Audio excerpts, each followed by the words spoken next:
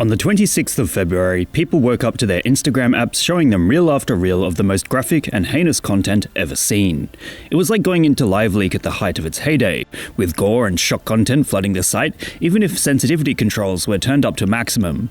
It was clips of people getting hurt and horny, and for an app that usually has a basic eye on moderating not safe for work content, it confused the hell out of regular people. Due to the fact that Meta has been pushing toward an even greater emphasis on short-form content since TikTok might actually be banned, the error may have come from them messing with their algorithm. Not to mention that Mark Zuckerberg also announced he'd be eventually winding back the moderation policies that they've had in for years, so perhaps this was a result of those efforts. After all, it's well known that clips that elicit an outraged response, whether that be political, sexual, violent, or disturbing, are more likely to provoke a comment even if a viewer doesn't necessarily want to view a certain clip.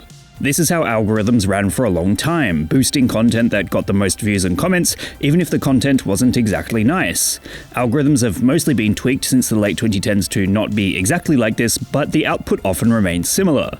However, is it possible that someone who expected to come to Instagram for sweet puppy content and silly videos, and might have a trauma that means they absolutely should not be exposed to triggering content, has now been blasted in the face by humanity's most horrific atrocities? If so, could Meta get in trouble for this error if it turns out that they were simply scaling back moderation policies and this was briefly the end result? It's all very interesting to think about and could mark a peek into the future of Instagram, as perhaps if Zuck wants to make it more like Twitter, it could get to the stage that the website functions in the same way, and you never know when you're going to get blasted in the face with a million bots promoting fan sites or hardcore gore. As such, for a short time, Instagram was almost like going back to the internet, where unfiltered internet access would lead you to cartel clips, and perhaps kids in 2025 got a taste of what kids from earlier years experienced. In short, the Instagram incident that led to the mass spread of hardcore not safe for work content was brief yet ultimately powerful, as it incited a terrible confusion on behalf of the internet and caused Meta to issue an official statement about fixing the error. What meme would you guys like me to give a lesson in next? Let me know in the comments below. And remember, like and subscribe!